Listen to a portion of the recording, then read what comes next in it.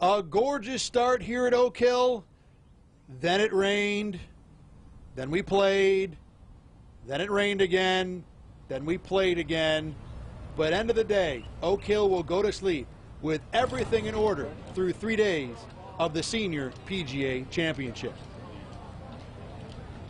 Welcome to Senior PGA tonight. There are no limits. There are no commercials. We will keep talking about round 3 of the Senior PGA Championship until we feel like stopping or until the internet breaks, whichever one comes first. It was another day where Mother Nature got in the way here at Oak Hill, but another day where Mother Nature did not ruin the week at Oak Hill.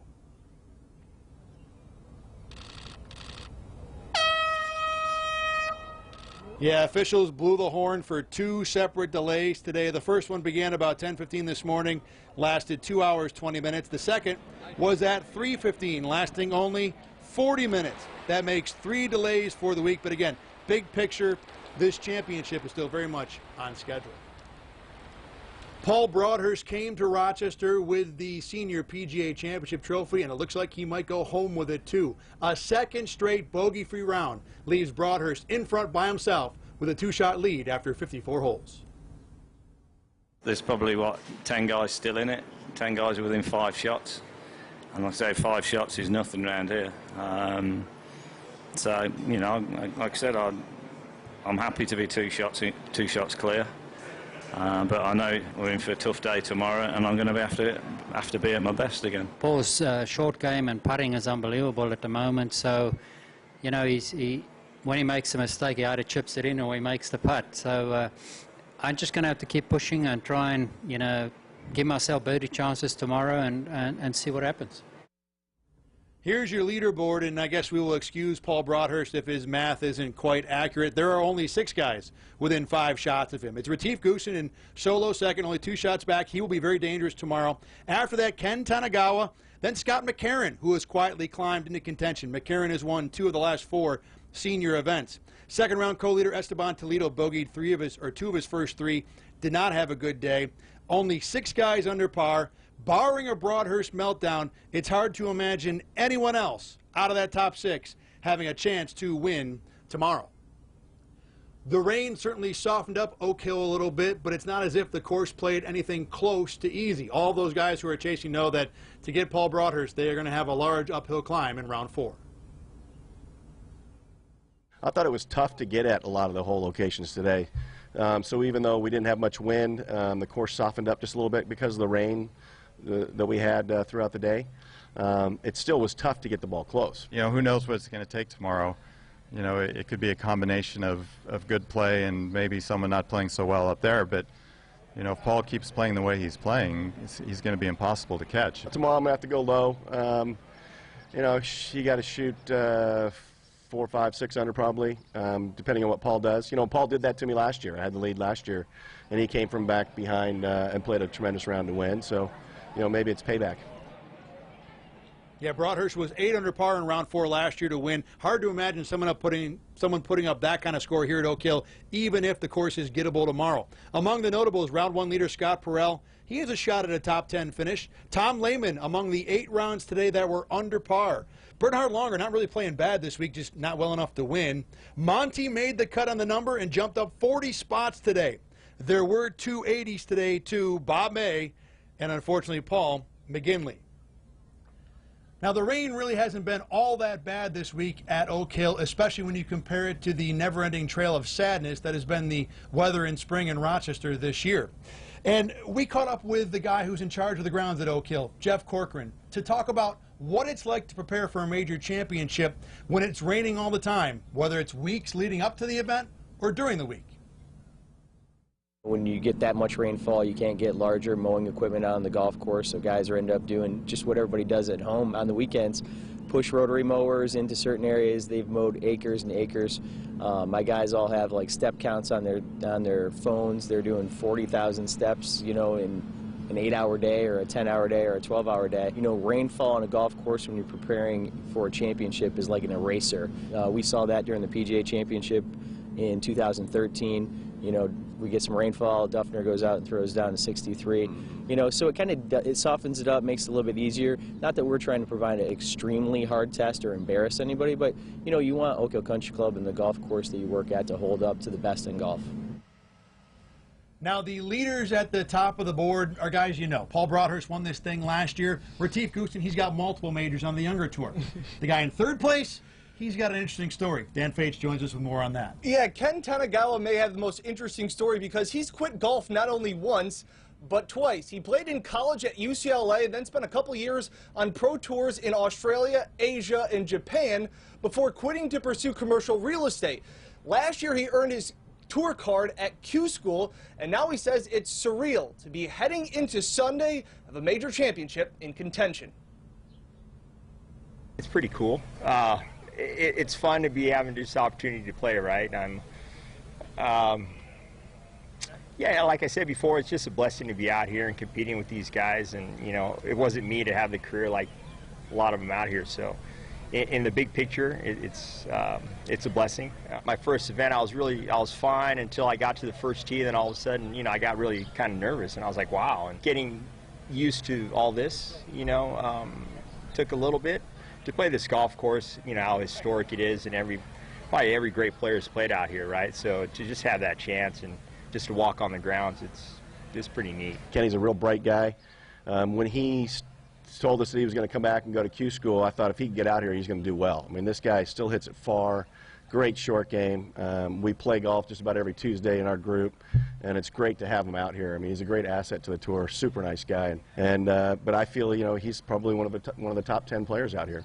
Tomorrow, yeah, I mean, it's an incredible opportunity, but again, it's 18 holes. It's a lot of golf, and a lot can happen. So you just go out and just really enjoy it and do the best you can. Yeah, Tanagawa will be in the second to last pairing with Scott McCarron. They both went to UCLA different times, but that's high praise for Scott McCarron to say he's a top 10 player in this tour when before this week, I didn't know who Ken Tanagawa was. So it's pretty impressive. Before Thursday, you know, Tanagawa was playing a major for the first time, and I don't care how good Scott McCarron thinks he is, Sunday at a major will be different. It's different. I think for him to play with someone he knows, or at least has some sort of acquaintance with, might help him out Huge tomorrow. comfort level, absolutely. All right, Dan, thank you very much. It was Kids Day at Oak Hill today. Kids of varying ages got to participate in smoothie races, take pictures with the championship trophy, and even hang out inside the ropes at the famous 13th hole. These kids all love the game of golf, and they love the special opportunity they got today.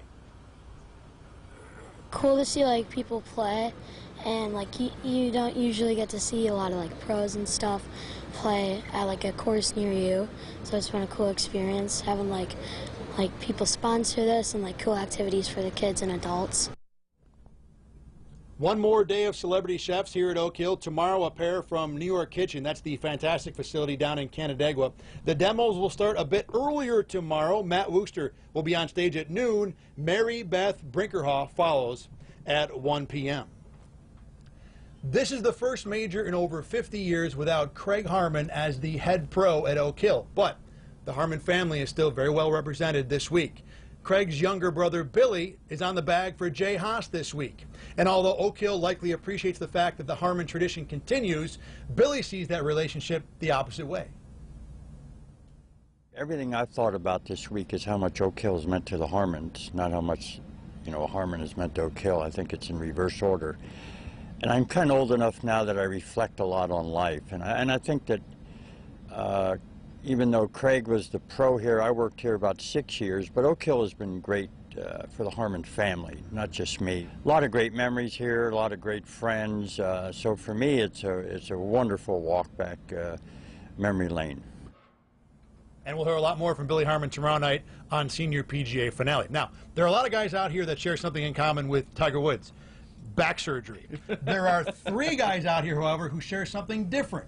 A legendary battle in a major. With more on their perspective on Tiger 2.0, Prescott Rossi joins us now. Yes, that's right, Thad. As the Tiger Woods generation advances into its 50s, more and more are qualifying for the Champions Tour. Bob May, Chris DeMarco, and Rocco Mediate have all gone toe-to-toe with Tiger Woods and have all come up short in their major battles against Tiger Woods. They aren't surprised that Tiger has made a comeback in 2019. Tiger, if you hate Tiger, if you despise him, whatever you want to do, Tiger Woods is good for the game of golf, and there's nothing better when in the game is when he's up there. To get back at the level is it's hard, it's difficult, but the hardest part about it is getting back mentally. You know, physically once you get there, that's great, but you got to get back into the mental part of the game. I'm just couldn't believe it took so long. I'm one of those. Oh, no question. But it's back now, and he's not done, and it's fun to watch, and kids will have the hands full. But this Koepka. Whew, good gracious. Obviously, I've never gotten so much notoriety for finishing second in my life, but, you know, they'll show it all the time. That chip is still on every now and then, so I see it like that. But you know what? If you didn't want to play against the best player in the world, maybe the best player of all time, in the greatest venue, Augusta National, with the spotlight on you, then you didn't want to play golf. And I'm just proud of the way I handled myself with that pressure. And, you know, I know that Tiger loves somebody that battles him, and I think I gave him a good battle. You know, Thad, 2 of those 3 golfers qualified for the weekend here at the Senior PGA Championship. As Tiger Woods, you know, he casts such a long shadow over the game of golf. Guys hit the ball farther than ever before. More and more of them will be qualifying for the Champions Tour. And as we all know the expression, a rising tide lifts all boats. Well, I guess a rising tiger lifts all golfers. These guys have played pretty well and have become very notorious for their battles with Tiger. Prescott, thank you very much. A very long pair of weeks for the PGA of America is almost complete. With the PGA Championship in May for the first time, many PGA of America staffers spent all of last week in Long Island at Bethpage Black. They took a bus to Rochester Monday morning and then spent all week here at the Senior PGA Championship.